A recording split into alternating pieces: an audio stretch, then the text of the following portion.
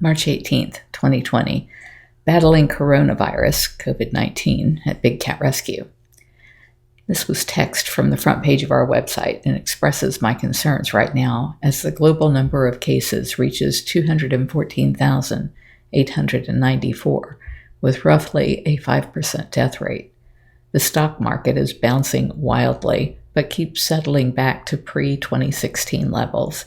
Maybe the only good come of all of this is that people won't keep Trump in office based on his growth of the economy, since all of that growth is now gone, and the future looks bleak due to him refusing to take the pandemic serious until it has spread through the entire U.S. Test kits weren't even available until a few days ago, and even now most hospital and doctors do not have access to them. This was BigCatRescue.org's main page announcement. Big Cat Rescue is working to reduce the spread of coronavirus in many ways, the public and COVID-19 concerns. Like many other public venues, out of concern for safety of our staff, volunteers, guests, and cats, and back then we didn't even know that cats could get it, we will be closed to the public until April 30th, 2020. We are processing refunds for everyone who has purchased tickets. However, our ticket vendor limits us to $1,000 per day in refunds, so we are doing them as quickly as possible. We appreciate your understanding and hope to see you after the crisis is over.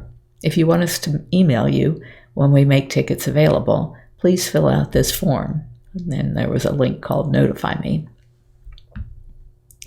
Meanwhile, check out our online options, such as live webcams where you can chat with people who love big cats at bigcatrescue.org/cams, and see our virtual options at bigcatrescue.org/VR. We are ramping up all the ways to connect with you on our social sites too, at Facebook, Instagram, YouTube, Twitter, and TikTok. We have a lot of volunteers who can't go to work or school right now, so they are getting fresh air and sunshine while helping out our cats. This means more keeper videos to share with you while you're on lockdown. Our staff and volunteers during the pandemic. Some of our staff are working from home. Our weekly staff meetings are being held via Zoom. Unlike many other sanctuaries, we are not laying off staff, even though there is limited work for them to do.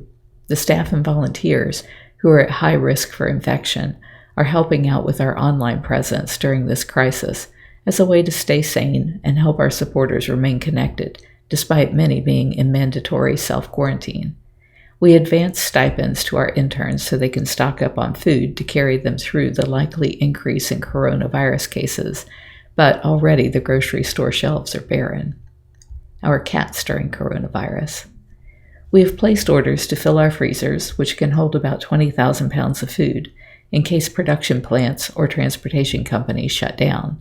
We've ordered fuel for our generators and on-site storage tanks. In 2003, the first year Big Cat Rescue was able to break even financially, we began tucking away a little bit into an endowment fund. It's money we can't touch outside of an emergency, and its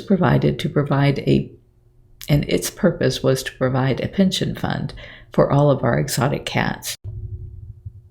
We did it right after seeing tourism and donations come to a screeching halt in the aftermath of 9/11, and knowing what it was like to look at the faces of hungry cats and tell them there would be no food for them short of a miracle. Fortunately for us, that miracle happened and no cats went hungry, but that's a story for another day. Thanks to our amazing donors, the sanctuary cats have a fully funded pension that will provide food and vet care for them to the end of their days.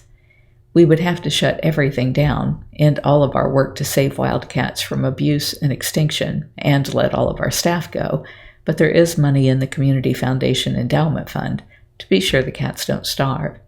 Even though we made the tough choices to ensure our cats' futures, we face an immediate crisis now.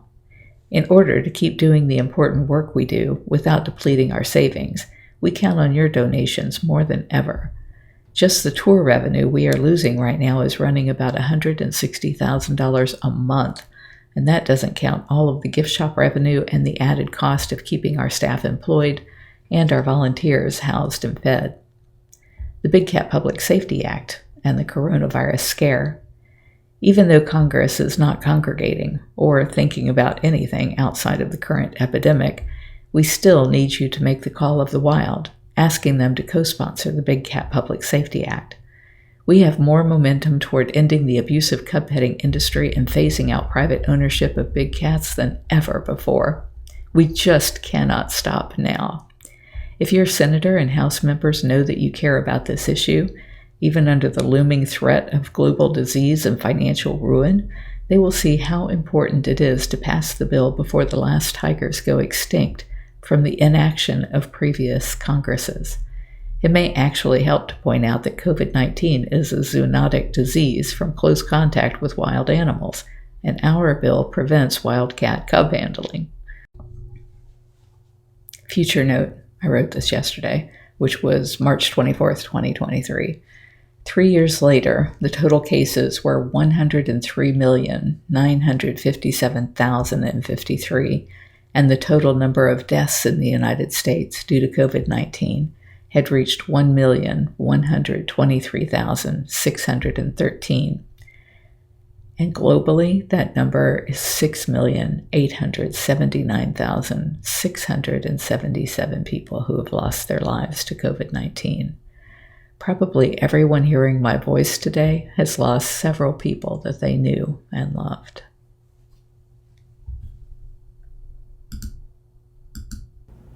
If you're enjoying my diary, please like, share, and subscribe.